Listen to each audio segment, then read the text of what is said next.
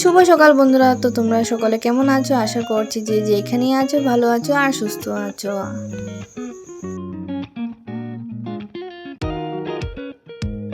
আজ নতুন আরও একটি ভিডিও তোমাদেরকে শেয়ার করব। সকলকে জানাই অনেক অনেক আমার তরফ থেকে ভালোবাসা। তো আজকের ব্লগটি ওই সকাল থেকে শুরু করেছি তোমাদেরকে সঙ্গে নিয়ে। আশা করি আজকের ব্লগটি তোমাদের ভালো লাগবে। তো চলো দেখতে থাকো আজকের ব্লগটি।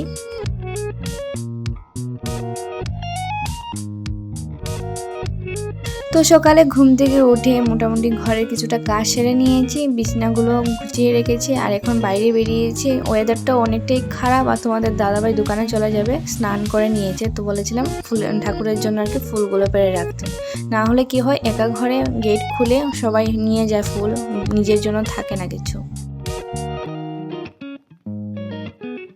সকাল সকাল ঘুম থেকে উঠে রান্নাঘরে সব কাজ সেরে নিয়েছি। রান্নাঘরটা একটু লেপামোচা করেছি, শুকিয়েও গিয়েছে। আর কিছুটা গাছ থেকে সবজি পেরেছিলাম, পুঁই শাক পেরেছি আর মিষ্টি কুমড়োর ডাঁটা ছিল ওগুলো পেরেছি, আর কিছুটা সবজি ছিল ওগুলো দিয়ে আজকে নিরামিষ রান্না করবো। আর চানার ডাল ভিজিয়ে রেখেছি। তো চলো আজকে আমাদের ঘরে পুজো, তার জন্য অনেক কাজ আছে। তো রান্নাঘরে কিছুটা কাজ ছিল, ওগুলো সেরে টেরে আসলাম এই ঘরে এসে সোফা টোফার কাবার ওগুলো যে উলট পালট করে রেখেছে পুজোর সময় ওগুলো গুছিয়ে ভাবছিলাম মানে ঘরটা পরিষ্কার করে নিই, তারপর অন্য কাজগুলো করে নেব।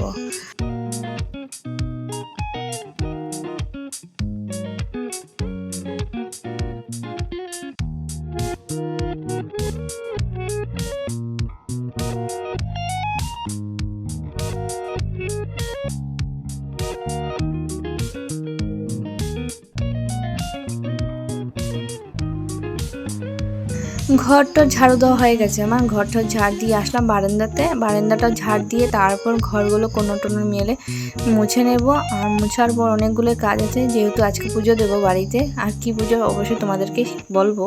তো তার আগে ঘরগুলো পরিষ্কার করে নিই। আর পুজো সময় দেখো ও একা একা টিভিও দেখছে, সঙ্গে ছাতাটাও দেখো কিভাবে মেলে রেখেছে।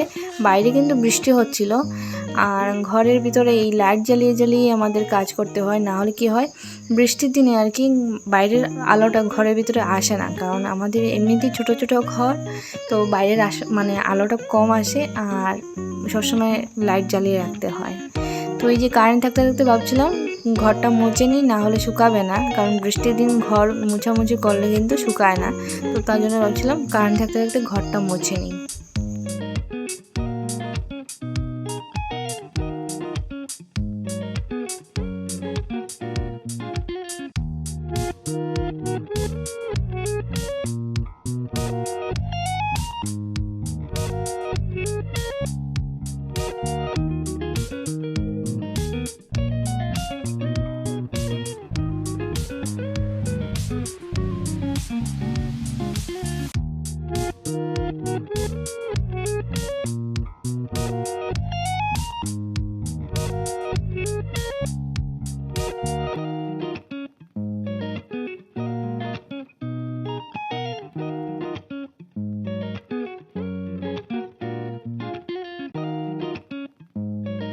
তো আমার ঘরের ভিতরে গুছগাছ করা শেষ, ঘরটর মোচাও হয়ে গেছে, মানে ঘরের ভিতরে সব কাজ পুরোপুরি শেষ। এখন বাইরে আসলাম, বাইরে এসে ভাবছিলাম উঠোনটা ঝাড় দিয়ে দিই, না হলে কী হবে বৃষ্টি এসে যাবে। কিছুক্ষণ আগে বৃষ্টি হয়ে গেছে, তো তার জন্য ভাবলাম বৃষ্টি আসার আগে ঝাড় দিয়ে দিই, না হলে ভিজে ভিজে ঝাড় দিতে হবে।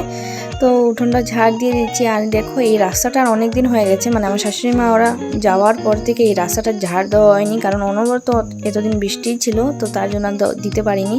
তো আজকে পুজো করব, বাড়িও ভালোভাবে পরিষ্কার না করলে কীরকম জানি লাগে দেখতে, তার জন্য ভাবলাম না রাস্তাটাও পরিষ্কার করে রাখি। আর সবাই তো আসবে প্রসাদ টসাদ খেতে, তো রাস্তাগুলো আবর্জনা থাকতে মানে দেখতে ভালো লাগে না, তার জন্য ভাবলাম স্নানে তো চলে যাব, তার আগে ঝাড়টা দিয়ে চলে যাই। তো ঝাড় দেওয়া হয়ে গেছে, এখন কিছুটা বাসন আছে ওগুলো ধুয়ে নেব। তো তার আগে ভাবছিলাম এই জায়গাটা একটু ঝাড় দিয়ে, মানে ঝাড় তো দিয়ে দিয়েছিলাম, একটু জল দিয়ে ধুয়ে দিই, না হলে বালু বালু করতে থাকে। আর কি বলবো, মানে উঠোনটা ঝাড় কিছুটা দিয়েছিলাম, আবার বৃষ্টি শুরু হলো। তো ভাবলাম এখন তো স্নান করে নেব, ভিজে ভিজে বাসনগুলো মেজে নিই, কোনো কিছু হবে না।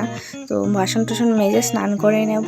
আর অনেকগুলো বাসন ছিল, সকাল থেকে মাজতে আর পারিনি, মানে ধুতে পারিনি, কারণ কি এতটাই বৃষ্টি ছিল তার জন্য আর ধুতে পারিনি। তো ভাবছি এখন স্নানে চলে যাব, তো ধুয়ে এখন ভিজে ভিজে ধুয়ে নিলেও কোনো অসুবিধা হবে না, তার জন্য ধুয়ে নিচ্ছি। ধুয়েটে স্নান করে নেব। বৃষ্টি তো দিচ্ছে, তার সাথে সাথে হাওয়াও দিচ্ছিলো, এই দেখতেই পাচ্ছ স্পিড বাড়ানো আছে, কিন্তু এর মধ্যে বোঝা যাচ্ছে অনেকটাই হাওয়া পরিমাণ খুবই বেশি, ঝড় বৃষ্টি যাকে বলে ওইরকমই। তো মেজে নিচ্ছি, কিছুটা মেজে নিয়েছি, এখন ধুয়ে নিচ্ছি। আর আমাদের মতো গৃহবধূদের কোনো কষ্ট হয় না সব কিছুতেই, কারণ আমাদের একটা শক্তি আছে, কারণ কি আমরা একাও সব সামলে নিতে পারি, এখনও পরিবারের সাথেও সব সামলে নিতে পারি, আমরা অ্যাডজাস্ট করতে কিন্তু ভালো জানি। তো যাই হোক, আমি স্নান করে নিই, তারপর তোমাদের সাথে আবার কথা বলবো।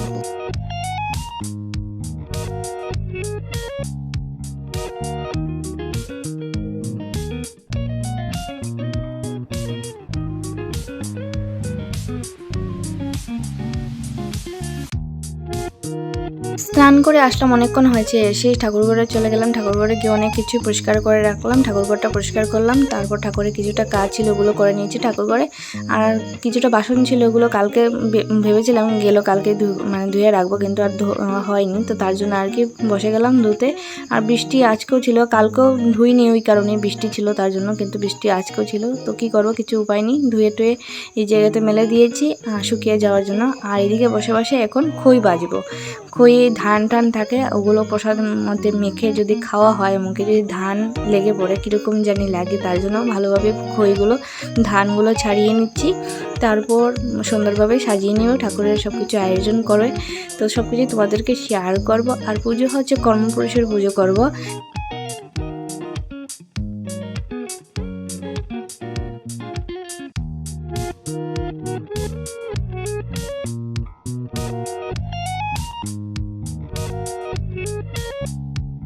সবগুলো মিলিয়ে একটু একটু করে ভোগ দেবো, কারণ কি বাড়িতে কেউ নেই, শুধু আমি আর পজিশন, আর তোমাদের দাদাভাই তো আসবে রাত্রে।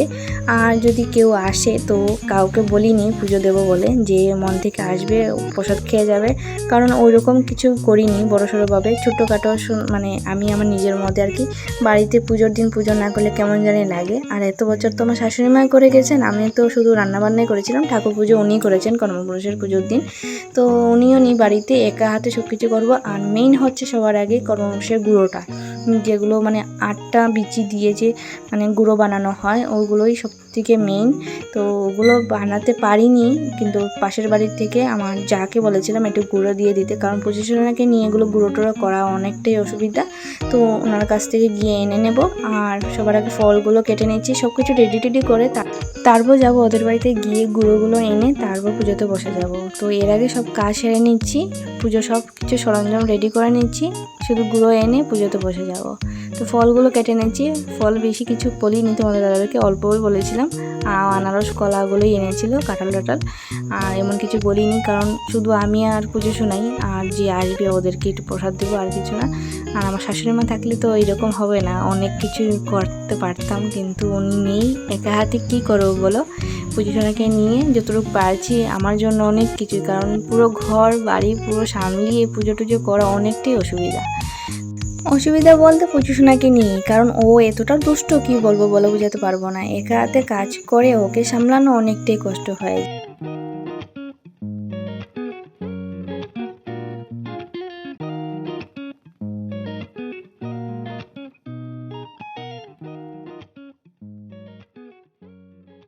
সব কিছু রেডি টেডি করে ওদের বাড়িতে গুঁড়ো এনে পুজো করে নিয়েছি। আর এই পুজোতে গল্প শুনতে হয়, মানে গল্প ছিল একটা, তো ওই গল্পটাও শুনে নিয়েছি আমার শাশুড়ি মার কাছ থেকে, ওনাকে ফোন করেছিলাম, উনি বলেছেন। আর এইগুলো হলো একটা তেলের পুকুর, একটা দুধের পুকুর, মানে এই পুজোতে পুকুরের দরকার হয়, তার জন্য আমার শাশুড়ি মা ছোটো ছোটো গুলো করে মাটি দিয়ে বানিয়ে নিয়েছেন পুজো করার জন্য। তো সুন্দর করে সব কিছু সাজিয়ে পুজো দেওয়া হয়ে গেছে।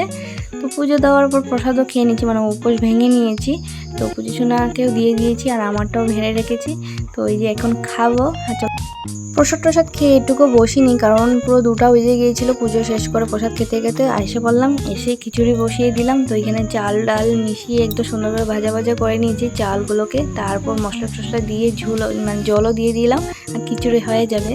তো ওইদিকে খিচুড়ি হচ্ছে, আর এদিকে নিরামিষ সবজি বানাচ্ছিলাম, যেগুলো সবজি ছিল বাড়িতে ওগুলো দিয়েই সবজি একটু করে বানিয়ে নিয়েছি। চলো বানানোর পর তারপর তোমাদেরকে শেয়ার করবো।